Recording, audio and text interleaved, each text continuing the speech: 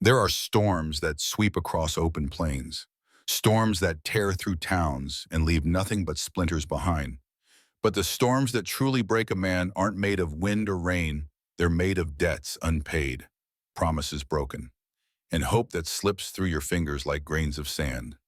This town knew such a storm intimately, felt it every morning as they woke beneath dark skies heavy with worry, every evening as the lights went out, wondering if tomorrow would come easier. In the bitter heart of winter, beneath a flickering street lamp, a lone figure huddles against a fence lost, hunted, eyes wide with secrets she can't escape. Across the road, a man stands weary but resolute, shoulders heavy under the weight of loss and uncertainty. Tonight, their paths cross beneath the cold fury of snowfall. Tonight, Editate lives built carefully from scraps and grit, hang by the thinnest thread. This is a place where debts come due and past refuse to stay buried. And tonight, the storm they've been running from is finally at their door. Thomas Faulkner was 52 years old, with faint lines etched into the corners of his eyes and the resolute posture of a man who had seen more hardship than comfort. He woke every morning in the cramped apartment above his auto repair shop, tucked into a corner lot on the outskirts of Silverton, a small American town that felt forgotten by time.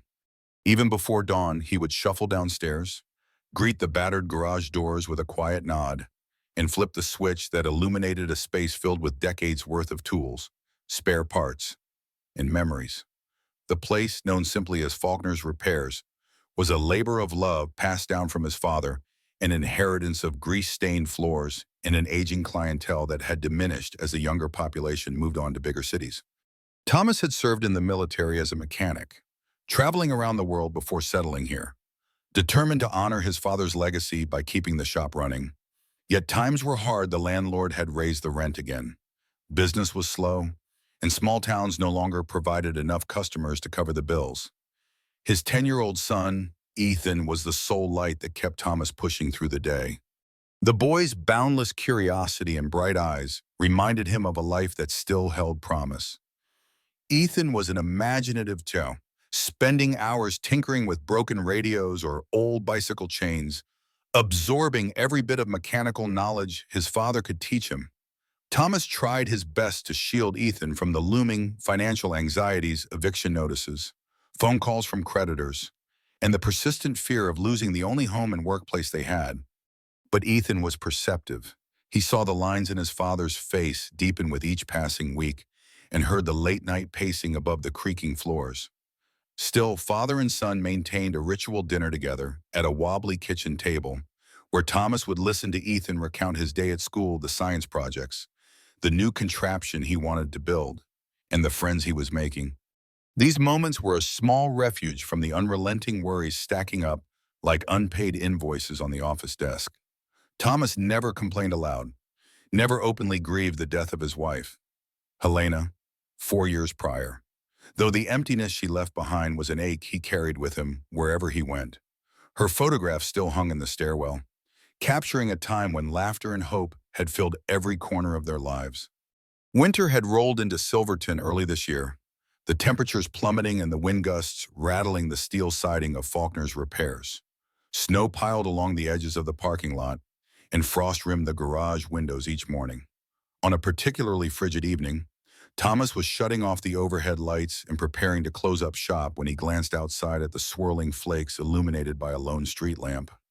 It was a night so cold the wind seemed to cut right through a person's bones. In that fleeting moment, he thought he saw a shape shift in the darkness near the fence. A person, perhaps. Thomas paused, heart pounding, mind torn between ignoring what could be a wandering stray cat and stepping into that piercing cold to investigate. A sense of duty, born from his military days and the lessons of his father, tugged at him. He sighed, pulled on his jacket, and moved toward the garage door, bracing himself against the icy gusts. Unaware that this single act of kindness would upend everything he thought he knew about family, duty, and what truly mattered in life. Stepping out into the biting cold, Thomas squinted to see through the swirling snow. A distant lamp cast a shaky yellow glow, illuminating what looked like a slender figure huddled against the chain-link fence. At first, He couldn't tell if it was a teenager or just an adult with a slight frame, only that whoever it was seemed to be wearing clothes too thin for this punishing weather. The person was crouched low, knees drawn to their chest, hair half plastered to their forehead by melting snow. Thomas's instincts flared out here, in the middle of nowhere with the temperature dropping into the teens. No one should be left alone. He moved slowly, raising his arms in a gesture of peace. "You okay there?" he called out, the wind nearly swallowing his words. The figure didn't respond. Drawing closer, he finally saw that it was a young woman, maybe 18 or 19. Her cheeks were flushed red from the cold, lips chapped, and her breathing shallow. She looked up at him, eyes filled with a mixture of defiance and fear, as though she were ready to bolt at any second. "My name's Thomas," he said gently, stopping a few feet away. "I've got a warm place right inside. Not fancy, but it's heated, and I can give you some food." She seemed to consider his words, glancing at the garage behind him. Then, after a tense silence, she gave the slightest nod. Thomas shrugged off his jacket and offered it to her, though she hesitated before accepting it. Her fingers trembled as she wrapped the too big coat around herself. Inside the shop, the overhead lights buzzed softly against the hush of the storm outside. Thomas closed the garage door, sealing out the worst of the cold, then guided her toward a modest office area in the back. A battered couch, a small electric heater, and an old coffee machine sat in the corner. The woman sank into the couch, eyes darting around as if she expected trouble. Thomas rummaged in a cabinet and pulled out a can of soup, setting a saucepan on a portable burner. He kept his movements calm, methodical. While the soup warmed, she pressed her hands close to the heater's orange coils, trying to thaw them. Thomas handed her a clean towel, and she dabbed at her wet hair. Finally, he offered her a mug of tea, steam curling in the cold air. "Here," he said softly. She cradled it, nodding her thanks without meeting his gaze. In the brighter light, Thomas noted details. Her nails were clean and manicured, in stark contrast to her threadbare jacket and scuffed boots. A delicate bracelet glinted at her wrist, something that seemed oddly expensive for someone in such a state. He frowned, curiosity growing, but he didn't pry. If she wanted to tell him, she would in her own time. "Want to tell me your name?" he asked eventually, stirring the soup slowly. She paused, tension flickering across her features. Then she said simply, "Eliza." It could have been a lie, but it was something. Thomas nodded, offering her the steaming soup. As she took the bowl, her fingers shook so visibly that a bit of broth sloshed over the side. He placed a hand on her shoulder, steadying it. "Easy," he murmured. "You're safe here." Though her eyes still held shadows of mistrust, something in his tone must have comforted her, because she nodded and whispered, "Thank you," the first real words she had spoken since she arrived. After a few hours, the storm intensified, the wind roaring as if it were trying to tear the old shop off its foundations. Thomas set up a makeshift cot for Eliza in the corner of the office space. Layering blankets until the mound of fabric was almost comically high, she sank into the blankets with the exhaustion of someone who hadn't slept in days. Thomas watched for a moment, ensuring she was comfortable, then switched off the main light, leaving only a small desk lamp aglow. He ascended the narrow staircase to the apartment above the garage, where Ethan would be waiting. The boy typically got anxious when his father was late, though he tried to hide it behind a wall of calm maturity that few 10-year-olds possessed. Sure enough, as soon as Thomas opened the apartment door, he found Ethan curled up on the sofa, reading a worn science magazine by lamplight, eyelids heavy with fatigue. "You stayed up again," Thomas said softly, removing his boots at the threshold. Ethan shrugged. "Wanted to make sure you were okay. The wind's so loud tonight." Thomas nodded, sinking onto the couch beside him. He ruffled the boy's hair, offering a reassuring smile. Despite the warmth of the room, Thomas still felt a chill in his bones from being outside. He hesitated, then told Ethan about the young woman downstairs, though he kept the details vague. "She was out in the storm," he explained. "Couldn't just leave her there." Ethan's eyes flickered with curiosity. "Is she homeless?" he asked bluntly. "As children often do." Thomas leaned back, unsure how to answer. Might be, he said. I'm not sure. The truth was, he didn't know anything about her, only that she seemed genuinely frightened and entirely unprepared for the harsh conditions. It struck him how easy it was to make assumptions. She might be homeless or a runaway, or maybe she was something else entirely, someone from a different world, caught in a circumstance she hadn't anticipated. Thomas got up and prepared a quick dinner of scrambled eggs and toast for Ethan, who ate gratefully while repeating all the exciting details of a science project he'd started at school. The boy spoke about electromagnets and circuits, demonstrating how a simple coil of wire around a nail could pick up paper clips if attached to a battery. Thomas listened, half distracted by thoughts of Eliza below. He remembered the fear in her eyes when he first approached. It was the kind of fear one sees in people running from something or someone. He had seen similar expressions during his military service, when local children or frightened refugees would glance at him warily. It was a look that said trusting anyone could be a fatal mistake. He wondered what might have happened to her to place her in this precarious state. Finally, after Ethan had drifted off to sleep, Thomas himself lay awake in bed, staring at the water-stained ceiling. The wind howled, rattling the windows, but his thoughts returned again and again to the young woman he had found in the snow. He knew tomorrow would bring questions both from Ethan and from himself. Yet a part of him sensed that whatever answers came, they would alter the path he and his son were on, whether he wanted them to or not.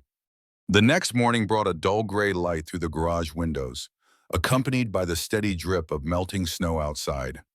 The storm had subsided, but it left behind colossal drifts and patches of ice glistening along the road. Thomas woke early to the muffled noises of movement downstairs. At first, he panicked that someone had broken in. Then he remembered Eliza. Slipping quietly into the shop, he found her hunched over the portable burner, trying to heat water for coffee. She was wearing the same thin coat, minus his jacket, which was now draped over a chair to dry. Her face showed more color than it had the night before, and though her eyes remained guarded, she greeted him with a tentative nod. "Morning," Thomas said, forcing a small smile. He reached past her to adjust the burner's temperature, more out of habit than condescension. "This thing's finicky," he explained. "Mind if I help?" Eliza stepped aside, allowing him to take over. She folded her arms protectively across her chest, watching as he set out two chipped mugs and scooped instant coffee into them. They shared the coffee in silence for a few minutes, the bitter warmth stirring them to full wakefulness. The shop smelled of motor oil, stale coffee, and damp clothing, but it was a familiar scent to Thomas, one that spoke of endurance. Eliza sipped slowly, occasionally glancing around. She seemed to be calculating every detail, as though memorizing an escape route. "You staying put for a bit?" he asked finally, breaking the tension. She shrugged, eyes lowered. "I don't have anywhere else right now." Her voice was soft, carrying the weight of the unspoken history. Thomas cleared his throat, shifting uncomfortably. "I'm not a charity, but you're welcome to stay. There's a couch upstairs that might be a bit more comfortable." He paused, wondering if he was overstepping. "My son, Ethan, he'll be down soon. Just don't want you to be startled by a 10-year-old boy bounding around." Her lips twitched slightly, almost a smile. "Thanks," she murmured. Before long, Ethan appeared at the top of the stairs, rubbing sleep from his eyes and peering curiously at Eliza. He didn't say anything at first, just offered a small wave, which she returned hesitantly. Thomas busied himself with opening the garage door, letting in a cold gust of morning air that made everyone shiver, but also cleared out the stale smell of the night. He scrawled a "be right back" note and stuck it on the counter, then told Eliza and Ethan to stay inside while he ran to the small market a few blocks away to grab some breakfast essentials. It was a short drive, but it gave Thomas time to process. He replayed the conversation with Eliza, noticing every hesitation. No mention of family, no mention of a final destination. She was in limbo, like a lost traveler who missed her stop. For some reason, he felt protective of her, even though they were strangers. Maybe it was the paternal instinct that had grown stronger since his wife's passing, Or perhaps it was the memory of certain nights overseas when he'd encountered desperate souls in need of shelter. Regardless, he resolved to handle this with patience, let her speak on her own terms, give her space if she wanted it, and keep an eye on Ethan in case anything seemed off. Yet deep down, he couldn't shake the feeling that Eliza was more than just a runaway in need of warmth. The routine of the repair shop offered a comforting rhythm to the day. Once Thomas returned with fresh bread, eggs, and some canned fruit, he made breakfast upstairs. While Ethan devoured scrambled eggs, Eliza sat quietly at the table, slowly chewing on a slice of toast. She observed every corner of the apartment, the peeling wallpaper, the framed photographs of Thomas's late father in front of the shop, and a faded picture of Thomas in uniform, standing next to a woman with gentle eyes, his wife. Ethan, never one to remain quiet for long, eventually started peppering Eliza with questions. Where are you from? Did you come by train or bus? Do you like science? His 10-year-old curiosity overflowed. Thomas tried to intervene, muttering a soft, "Ethan, give her some space." But Eliza surprised them both by answering in short, polite bursts. She said she liked astronomy, that she'd traveled by bus from the east, and offered no mention of her hometown. When Ethan asked why she was traveling alone, her mouth formed a tight line. She simply responded, needed a change. Thomas sensed the unease in her posture and steered the conversation towards simpler topics, favorite foods, whether they'd seen the latest big meteor shower, the normal small talk that anchors people in shared humanity. Gradually, the tension in her shoulders eased. By noon, they all headed downstairs to open the shop, and Ethan took his usual spot near the tool bench, tinkering with an old radio. Eliza hovered nearby, as though uncertain where she fit in this unexpected routine. "Want to help me inventory some parts?" Thomas offered, pulling out a clipboard. She looked surprised but nodded. They moved together through the shop, counting spark plugs, fan belts, and filters. Thomas noticed Eliza's brows knit in concentration, her lips moving slightly as she kept mental tallies. Occasionally, she'd pause to ask a question, pointing to an engine part she didn't recognize. Her quiet curiosity reminded him of Ethan when he was younger, equally inquisitive but more guarded, as if she feared revealing too much of herself. Throughout the afternoon, a couple of customers trickled in. One was Mr. Alderman, a retiree who brought his sedan in for an oil change. Eliza slipped away to the back as soon as she heard voices, as though desperate to remain invisible. Thomas handled the transactions, forcing a smile as he assured Mr.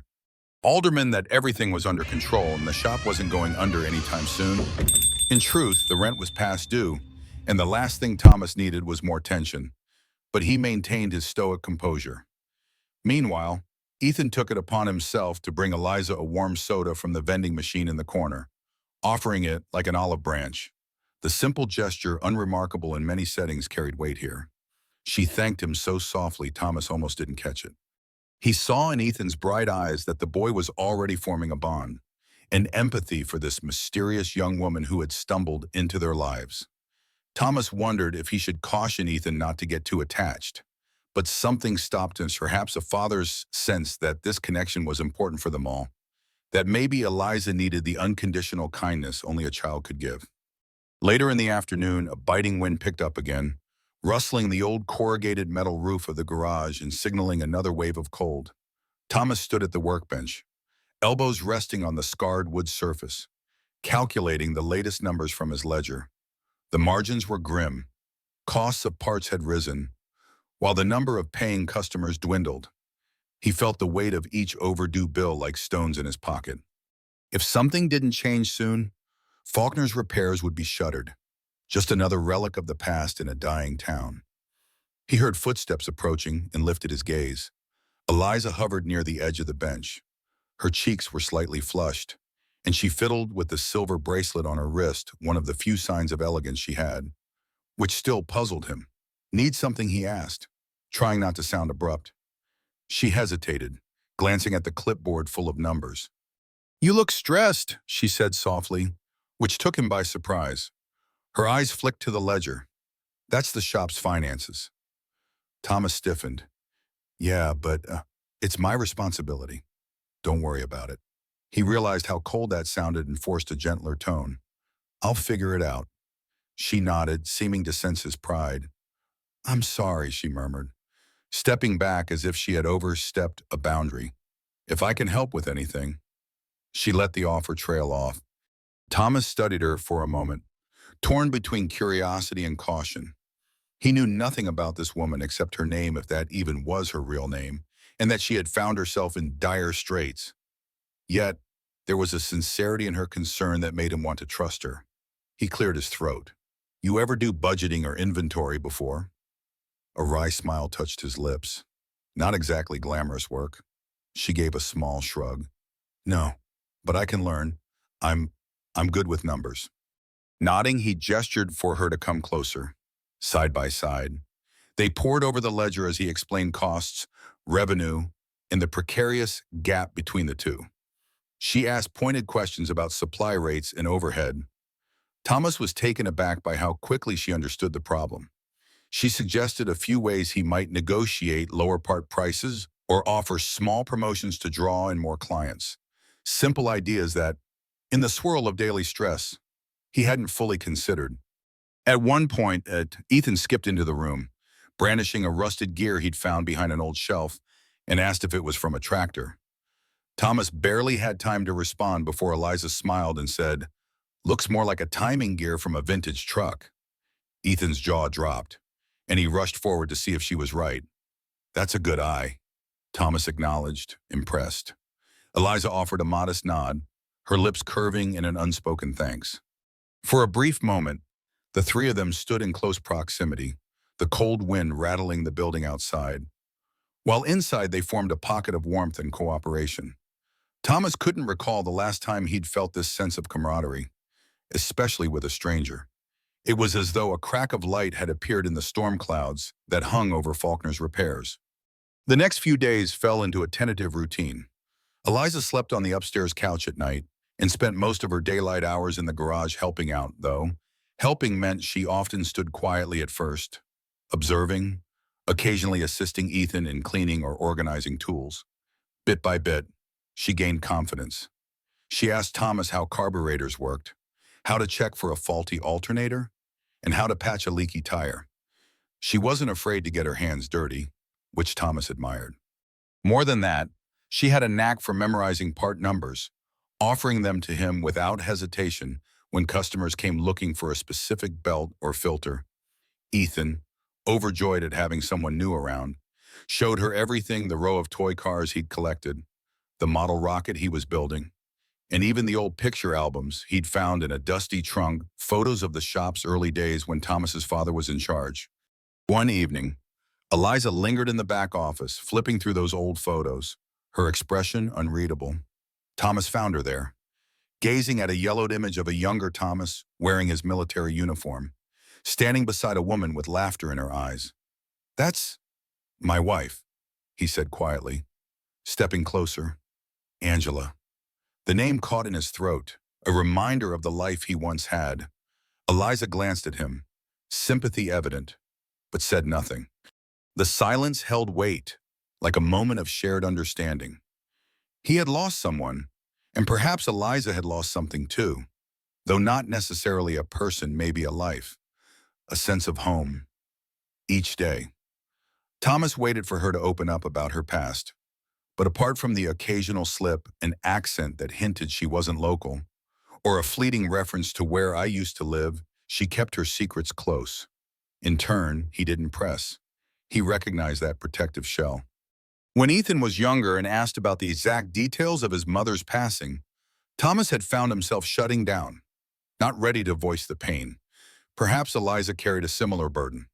Still, there were moments at dusk, after the shop closed and they gathered in the small apartment for a simple dinner, where the conversation felt almost like a family's. She would ask about Ethan's day, nodding in genuine interest. Ethan would demonstrate whatever mechanical contraption he was building, and Thomas would add fatherly advice. Eliza would share a cooking tip or comment on a local radio show, and it was as though the three of them formed a quiet alliance against the creeping loneliness of their individual lives. Amid this fragile harmony, Trouble loomed on the horizon. Thomas was acutely aware that the next rent payment was due in a week, and he didn't have enough to cover it. He'd negotiated a partial extension, but the landlord made it clear his patience was wearing thin. Late one evening, after Ethan had gone to bed, Thomas sat hunched at the kitchen table with a stack of unpaid bills. He rubbed his temples, exhaustion pulling at him. Eliza approached hesitantly, placing a cup of tea by his elbow. He looked up, forcing a tight smile. "Thanks," he said. She nodded, then glanced at the bills, her brow creasing. "You can't do this alone," she whispered. The statement, though quietly delivered, had the force of a firm truth. Thomas didn't respond. He couldn't. He'd been carrying the weight of everything: his grief, his son's future, the shop's survival on his shoulders for so long that the idea of letting someone else in felt both terrifying and impossible. Yet Eliza's presence, her willingness to help, offered a glimmer of relief he hadn't realized he craved. The morning after their late-night exchange, the air crackled with an anticipation Thomas couldn't quite pin down. Eliza was uncharacteristically quiet during breakfast, barely touching the eggs and toast she had helped prepare. Ethan felt the shift too, casting curious glances her way. Thomas, steeling himself for another day of repairs, tried to coax a smile out of her with mild jokes about the old coffee machine spewing sludge, but she only offered a wan grin. Later, at the shop, Ethan was in his element, organizing sockets and wrenches by size while Thomas worked on a sedan that needed a new timing chain. Eliza stood nearby, arms folded, eyes distant. She seemed almost restless, as if anticipating someone's arrival. Thomas, engrossed in his work, didn't have time to dwell on it. It was mid-afternoon when the door jangled open and a man stepped inside. He was tall, dressed in a dark wool overcoat that looked far too expensive for Silverton. Thin lines of age creased his face, and he carried himself with an air of authority that made Thomas's hackles rise. Immediately, Eliza stiffened, her face draining of color. The man's hawk-like gaze swept the garage, landing on Eliza with an accusatory stare. "Well, there you are," he said, voice taut with barely restrained anger. Thomas set down his wrench, stepping closer to Eliza. "Something I can help you with?" he asked, maintaining a respectful but firm tone. The man didn't spare him a glance, keeping his focus on her. "You've caused quite a stir," he said to Eliza. "Your father's worried sick." The mention of a father sent a jolt through Thomas. "Father," he looked at Eliza, whose lips quivered as if she might speak, but instead she seemed paralyzed. The man finally turned to Thomas. "Apologies. My name is Garrett Chambers. I'm an associate of the Harrington family. Their daughter, Eloise, is—" He paused, glancing at Eliza. "Well, she's needed back home." Ethan peeked out from behind a tool cart, confusion etched into his young features. Thomas could feel the tension spike in the air, swirling with questions. Harrington family. He'd vaguely recognized the name from headlines about wealthy estate owners in the eastern part of the country. Was Eliza Eloise part of that family? "I don't know what you're talking about," Thomas lied, crossing his arms. It was a gamble. He had only partial information, but his protective instincts flared at this man's demanding tone. Chambers offered a thin smile. "I'd prefer we handle this quietly. The Harrington name doesn't belong in a place like this." He surveyed the dusty shop floor. "No offense, of course." Eliza found her voice, trembling with anger. "I'm not going anywhere with you." Chambers seemed unfazed. "That's not your choice to make, Eloise. Your father is prepared to do whatever is necessary to see you return safely." A heavy silence followed. Thomas glanced at Eliza, who looked on the verge of tears or maybe fury. Then Chambers leaned in, voice dropping. "I'll give you a day. Pack up whatever this man has given you. I expect you at the bus station by tomorrow morning. If you force my hand, it will get ugly." He cast a cold look at Thomas. "For everyone." With that threat, Chambers turned and strode out, leaving a choking tension in his wake. Ethan inched closer, eyes wide. Thomas exhaled, hands shaking. Eliza Eloise stared at the ground. Though she said nothing, the war in her expression spoke volumes. Once Chambers had gone, The shop felt as though someone had ripped the walls away, exposing them to a frigid wind. Eliza Eloise sank onto a stool by the workbench, head bowed, shoulders trembling with a mix of shame and fear. Ethan, unsure what to do, looked to Thomas, who approached her cautiously. The father in him warred with frustration, confusion, and a fierce desire to protect this young woman who had come into their lives unannounced.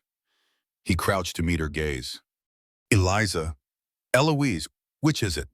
Her eyes flickered, then shut tightly, tears threatening to spill. I'm sorry, she whispered. I didn't lie to hurt you. Thomas forced patience into his tone. All right, so tell me the truth now. Who are you, really? She swallowed hard, then began speaking in a low, uneven voice. I was born Eloise Harrington. My father is Charles Harrington. And yes, he's wealthy, powerful too. My entire life was planned out private schools, arranged engagements, corporate paths. I felt trapped, so I ran away, thinking if I could just get far enough, I might find something real. She wiped at her face with the back of her hand. I never wanted to involve you or Ethan. She paused, struggling for words. I just needed to be somewhere that didn't expect me to be perfect. Thomas inhaled slowly, letting her confession sink in. So that man, Chambers, works for your father? She nodded, eyes cast downward. He's like my father's right hand, and he's not bluffing when he says it'll get ugly. Ethan, stepping out from behind Thomas, asked, why is it so important for them to make you go back? The child's voice was small but direct. Eloise met his gaze, and some of the tension drained from her expression. Because my father thinks I'm just a rebellious child who doesn't know any better. He set up my marriage to one of his business partner's sons. I'm supposed to cement a corporate alliance. As he puts it, I don't want that. I want, she trailed off, eyes brimming with longing. I want a life that's truly mine. Silence pressed in, thick and stifling. Thomas's mind raced, trying to reconcile the helpful, quiet young woman with the image of a billionaire's daughter living in gilded cages.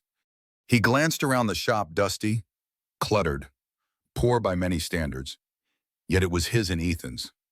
I know what it's like to want to carve your own path, he said finally. But Chambers seemed pretty clear about consequences. Eloise nodded grimly. He'll buy out your landlord, or he'll bribe the local authorities. Whatever it takes to get me back. I'm so sorry. I never meant for this to happen. Thomas exchanged a look with Ethan, who stared up at him with a mixture of worry and hope. Then the father sighed. Maybe we'll find a way to work this out, but we need to do it carefully. He placed a hand on Eloise's shoulder. You said you wanted something real. I don't know if this place counts as much, but it's honest. We fix things here, even if we're barely scraping by. A tremulous smile tugged at her lips. That's more than I had back there. For a moment, no one spoke, each of them grappling with the weight of what lay ahead. The quiet ticking of a rusted clock in the corner seemed to mock them. Time was running out. Finally, Ethan broke the silence.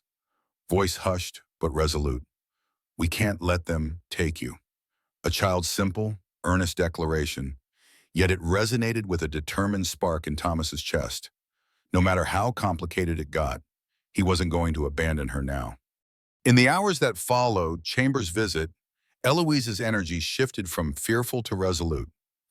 She insisted on helping Thomas with every task, from changing oil filters to logging customer payments, as though physically laboring might keep the dread at bay. Thomas noticed how she'd pause every so often, scanning the street outside for any sign of the dark overcoat. The tension in her eyes never completely left, but channeling her anxiety into hard work seemed to provide some temporary relief. Ethan, meanwhile, hovered protectively, darting from the tool bench to the office as if on a secret mission. Whenever Eloise so much as sighed, he'd ask if she needed water or a break. Though it was sweet, Thomas reminded his son to keep a calm front. We don't want to make her feel suffocated, he said gently. Ethan nodded, struggling to balance his eagerness to help with respecting her space. Late afternoon brought a couple of new customers, a small blessing for the shop's finances. A local trucker named Bert needed a tire replaced, and a single mother named Carla came in with a squeaking serpentine belt. Normally, Thomas would have been grateful for the business, but his mind was half occupied by Eloise's predicament. Even as he performed the repairs, he kept glancing at the office door, wondering if Chambers would return unannounced. Eventually, the sun sank below the horizon, painting the sky with purples and reds that seeped into the old glass windows of the garage. Thomas locked up, letting out a weary sigh. "Let's head upstairs and figure out dinner," he suggested, voice dull with fatigue. Eloise nodded, following him and Ethan up the stairs. She didn't say much as Thomas flipped on the lights in the apartment, revealing the cramped living room that doubled as a dining area. Ethan grabbed a couple of cans from the cupboard, tomato soup and green beans, and started rummaging for a pot. Thomas set about toasting bread, while Eloise lingered by the window, peering out at the quiet street below. The mild clatter of dishes filled the silence until Thomas cleared his throat. "I know you might not want to talk about it," he said, "but if you're set on not going back, we need a plan." She turned to face him, arms crossed, her expression solemn. "If I don't show up tomorrow," she began, referring to Chambers' ultimatum, "he'll probably escalate. He might threaten you or pay off someone to come after me. It's what my father does. He exerts influence until people cave." Thomas glanced at Ethan, who was chopping up a few leftover carrots like he was on a cooking show, trying to maintain normalcy. "I have to protect my son," he said, voice hushed. "But I don't want to turn you away." Eloise's gaze dropped. "I get it if you can't risk this. You've already done so much." But Thomas noted the tremor in her tone, the hint of desperation. He exhaled, turning off the stove burner as the soup threatened to boil over. "Listen, maybe there's a compromise. We could talk to a lawyer in town, someone who'd help us figure out your options. You're of age, right? 18. Yes, then you should have the legal right to decide where you live," he reasoned. She gave a sad laugh. "My father's lawyers are far more resourceful. They'll spin a story that I'm mentally unstable or being manipulated. I've seen them do worse." Silence settled in the small space. Ethan placed the carrots on the table, glancing between them. Finally, Thomas spoke, setting out 3 bowls for soup. "We'll think of something. We're not alone here." He allowed himself a small smile at Eloise. "You've helped me around the shop, with my bills, even if briefly. It's my turn to return the favor." Eloise pressed her lips together, tears threatening to form. "Thank you," she whispered. Though outside, the cold wind picked up again. Inside the apartment, the warmth of shared determination brought them closer, forging a fragile alliance that transcended their differences in age, background, and social status.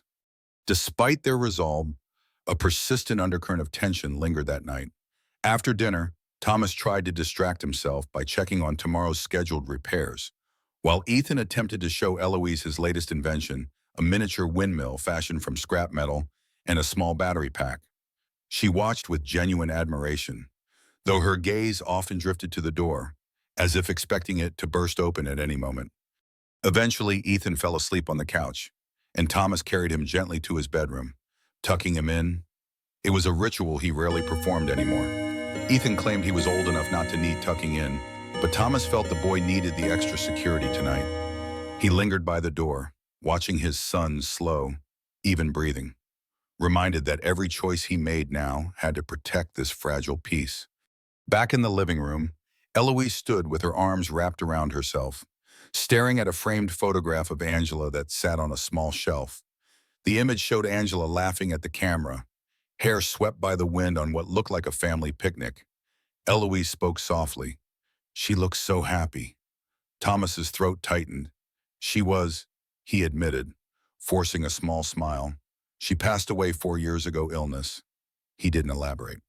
The loss still felt fresh sometimes, a wound that refused to fully close. "I'm sorry, Mascoyo," Eloise offered. Silence draped the room like a heavy quilt. Outside, the hush of the night was broken only by the occasional howl of wind. Finally, Eloise sighed. I keep expecting Chambers or someone else to burst in here. I can't rest. Thomas nodded, understanding her fear. We can set a plan. We'll reach out to a lawyer first thing in the morning.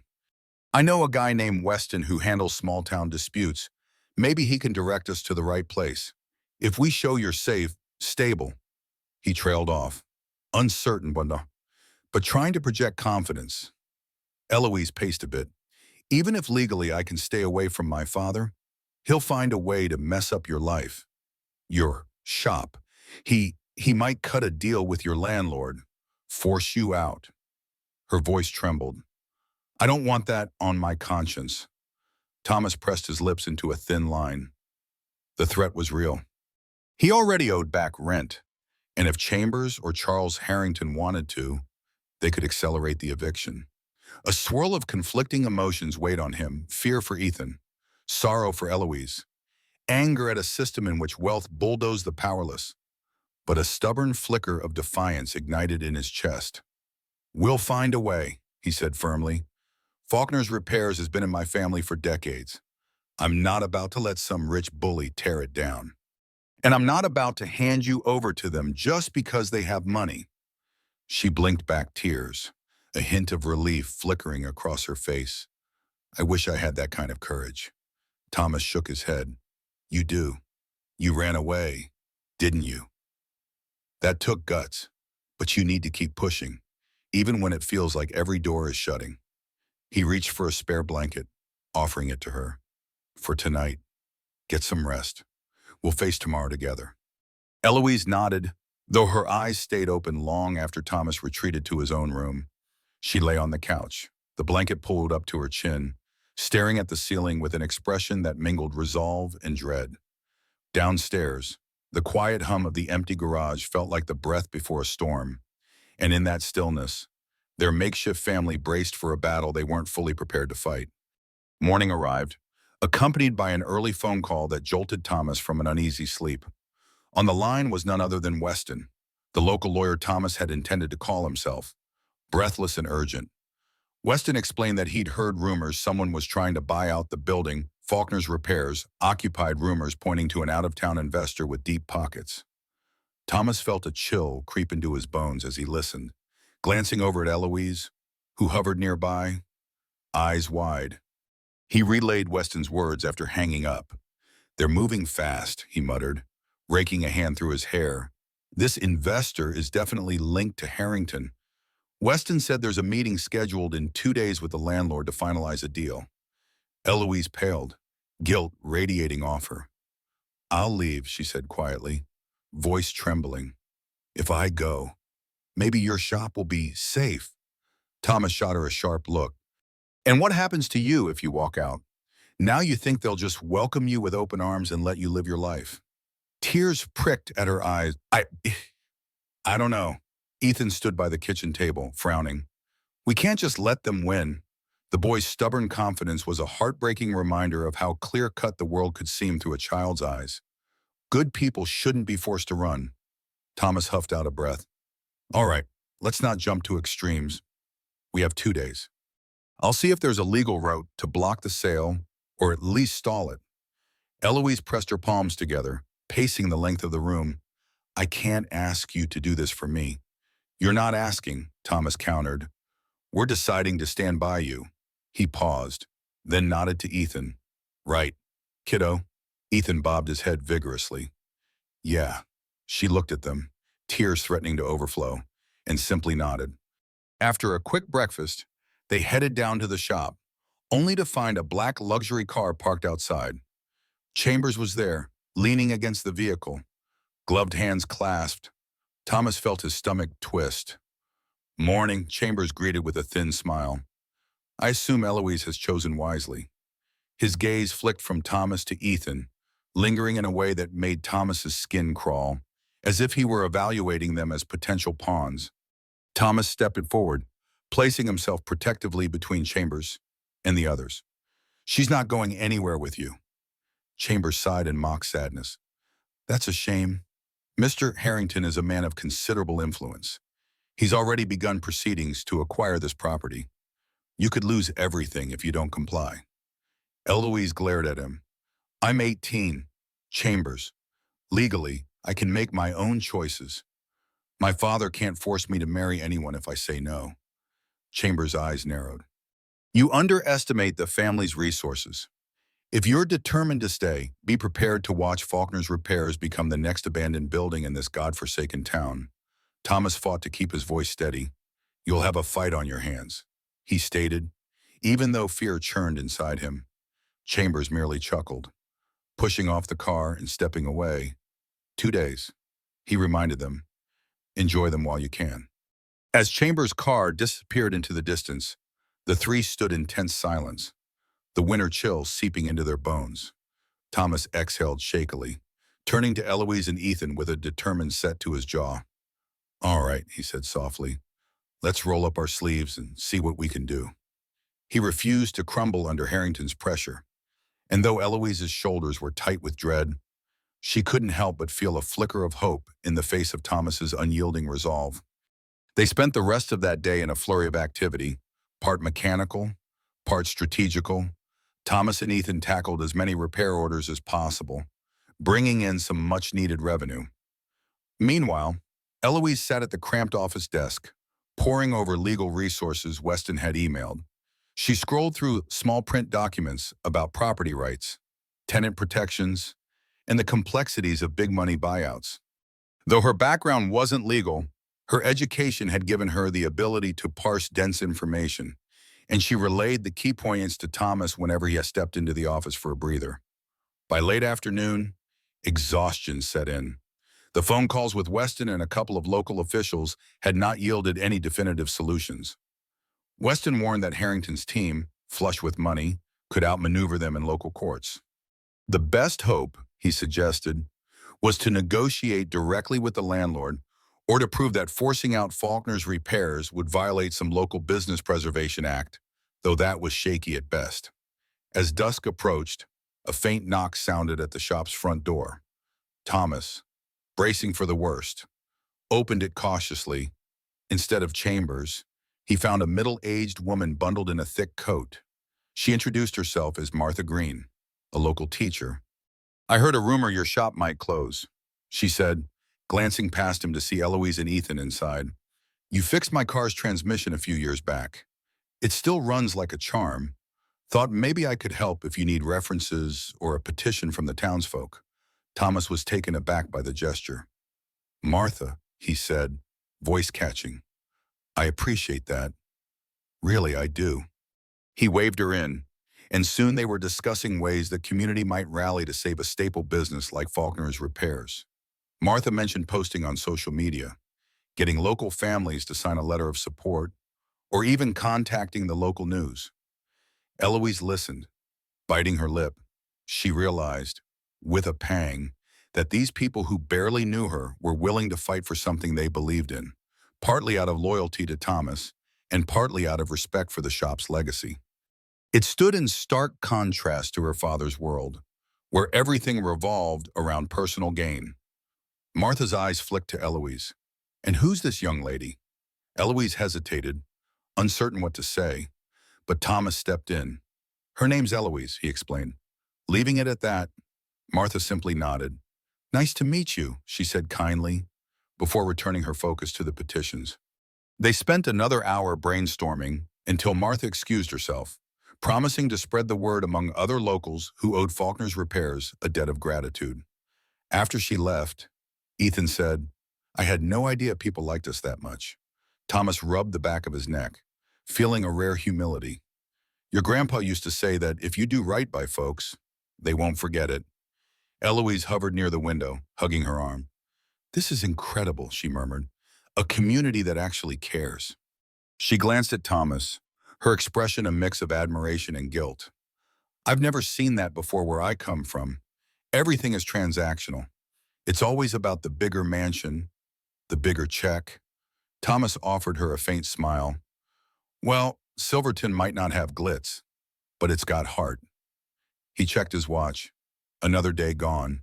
Another day closer to Harrington's takeover attempt. Let's head upstairs, get some supper, and see if we can plan our next move, he suggested. As they closed up, A sense of unity bound them together, a father fiercely protective, a runaway heiress seeking something genuine, and a wide-eyed boy believing in the power of community. Outside, the sky deepened into an inky canvas spangled with stars. Perhaps it was naive optimism, but for the first time since Chambers' ultimatum, they all allowed themselves the smallest hope that perseverance might triumph over power. Supper was a quiet affair in the upstairs apartment. Thomas improvised a stew with canned vegetables, diced beef, and a few spices that Angela once favored. The aroma filled the cramped space, lending a coziness that belied the storm of anxiety beneath. Eloise helped by chopping onions at the small counter, her eyes watering. Though Thomas suspected it wasn't just the onions, Ethan set the table, humming absent-mindedly under his breath, as if trying to maintain a semblance of normalcy. Once the food was ready, they gathered around the wobbly table with mismatched chairs. The apartment's single overhead light cast a warm glow on the three of them, almost conjuring an image of a family dinner. Something so simple, yet so precious. They ate quietly at first, the clink of spoons against ceramic bowls standing in for conversation. But the tension was palpable, time was running out, and no miracle solution had materialized. Eventually, Ethan spoke up. I told some friends at school what's happening. They said their parents would sign a petition if we make one. We could get, like, 100 signatures, maybe more. His enthusiasm was a bright spark in the gloom. Thomas nodded, trying to sound encouraging. That might help. At least it shows the community supports the shop. Then he looked to Eloise. But your father's money can steamroll a lot of good intentions. She set her spoon down, expression grim. I've been thinking, maybe I should face him. Talk to him directly. Ethan's eyes went wide. But I know, she interjected. It's risky. He might try to force me back. But what if I tell him, to his face, that I'm not returning to that life, no arranged marriage, no controlling my future? Maybe if he hears it from me. She trailed off, uncertainty tinging her voice. Thomas considered this, his jaw clenched. He doesn't strike me as the reasonable type, he said bluntly. And Chambers definitely isn't. Eloise stared at her bowl, swirling the stew absently. I'm out of options. If I vanish again, Harrington will punish anyone who helped me. If I confront him, maybe he'll back off, especially if it goes public. My father hates scandals. Silence followed as they weighed the gamble. Finally, Thomas exhaled. All right, if that's what you really want to do, we'll back you up. But we won't let you go in alone. We do this carefully. A flutter of relief crossed Eloise's face, tempered by apprehension. She looked up, meeting Thomas's gaze. I'm scared, she admitted softly. Thomas reached across the table and covered her hand with his own, giving it a reassuring squeeze. You're not the only one, he said, but we face it together. They spent the rest of the evening mapping out how to contact Charles Harrington. Eloise had a private number stashed in an old phone she'd kept hidden. She'd call him, request a meeting on neutral ground, perhaps a public diner in town where neither side could pull something underhanded without witnesses. Meanwhile, Thomas would speak to Weston and gather the petitions Martha and Ethan were collecting. By the time they'd run through all the scenarios, exhaustion draped their shoulders. They cleared the bowls, and Ethan retreated to his bedroom, casting one last anxious look at Eloise. Thomas offered to sleep on the couch so she could use the bedroom, but she refused, insisting that she was fine. As the night deepened, all three found sleep elusive, each haunted by the realization that tomorrow would bring a confrontation that could end in triumph or tear them apart entirely. Morning dawned with a pale sun struggling to break through a veil of clouds. The air felt thick, heavy with the sense of a final reckoning. Thomas, Eloise, and Ethan ate a hurried breakfast of scrambled eggs, then set their plan into motion. Eloise used her hidden phone to call the private number, her heart hammering so loudly she was sure the men in the room with her could hear it. The voice that answered was clipped, informal, her father's personal assistant, not Chambers. Eloise kept her tone steady, insisting that she speak to Charles directly. After a brief pause, the line clicked. and Charles Harrington's deep baritone cut in, laced with barely concealed anger. "What is this about, Eloise?" he demanded. She swallowed, the urge to hang up surging within her. But she steadied herself. "I want to talk face to face. Today, in Silverton. At Redwood Diner off Highway 5, she said. If you're serious about resolving this, that's where you'll find me." He was silent for a moment, then replied, "Fine. 4 o'clock." The line went dead. Thomas watched her with concern. "We'll be there with you," he assured her. Meanwhile, Ethan hurried off to gather the signatures from his friend's parents, while Thomas phoned Weston to confirm the meeting spot, just in case they needed legal backup. He also told Martha to inform anyone in the community who cared about Faulkner's repairs that the situation was coming to a head. By noon, word had spread like wildfire through the small town. At 3:30, they drove to Redwood Diner in Thomas's old pickup, its engine rattling ominously. Eloise sat in the passenger seat, fidgeting with the silver bracelet on her wrist. Ethan was squeezed into the middle seat, awkwardly holding a folder of signatures and letters from locals who supported Thomas. The tension was thick enough to taste. Arriving at the diner, they parked beside a line of rusted trucks and modest sedans. Just as they stepped onto the curb, a sleek black car rolled in. Out stepped Charles Harrington, flanked by Chambers. Charles was tall, silver-haired, exuding an air of authority that turned heads among the scattering of diners peering from windows. He locked eyes with Eloise, lips set in a thin line, then shifted his gaze to Thomas. The group moved inside, settling into a booth by the window. The diner's hum of conversation quieted, customers curious about this unlikely gathering. Charles wasted no time. "Eloise, enough. Come home. You've had your fun playing runaway. Now let's be adults." Eloise clenched her jaw. "I'm not playing at anything. I'm living on my own terms. I'm not returning for an arranged marriage or to be paraded around for your business deals." Charles's nostrils flared. Chambers leaned forward, about to interject, but Thomas spoke first. "This is Silverton, Mr. Harrington. We might not have much, but we stand by each other."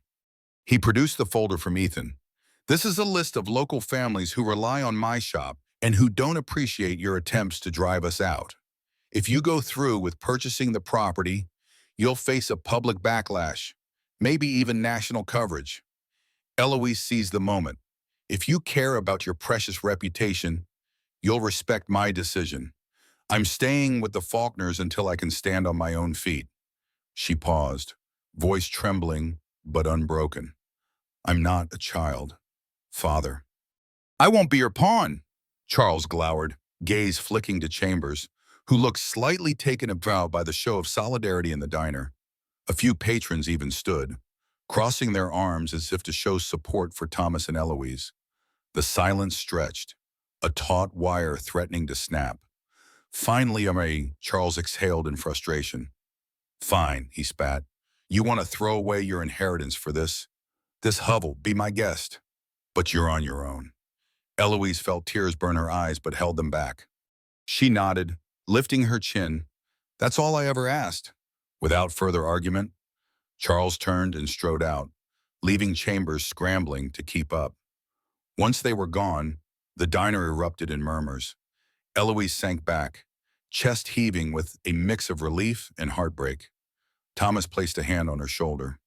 Ethan hopped up, grins stretching ear to ear. "They're gone," he exclaimed. But Eloise stared after her father's retreating form, absorbing the finality of his words. She had severed ties, at least for now, and the cost was higher than money. It was family.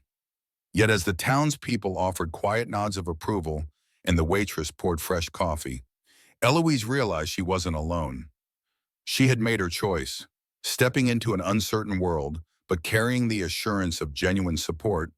Thomas, Ethan, and Silverton at large had her back. Maybe that was what real wealth felt like, having a place to belong. A life that was finally her own.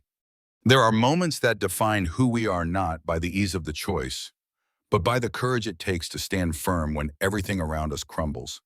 In the end, this wasn't a story about power or wealth, but about people who chose each other in a world that often demands isolation. It was about a father determined to protect what little he had left, a young woman brave enough to rewrite her story, and a boy whose innocent faith reminded them both what was truly worth fighting for. What was gained wasn't riches or victory in any traditional sense, but something quieter, deeper, a sense of belonging that no threat could dismantle. Yet it wasn't without bonds were severed, families divided, and scars left behind that would never fully heal. Choices have consequences. Bravery, too, carries its own weight.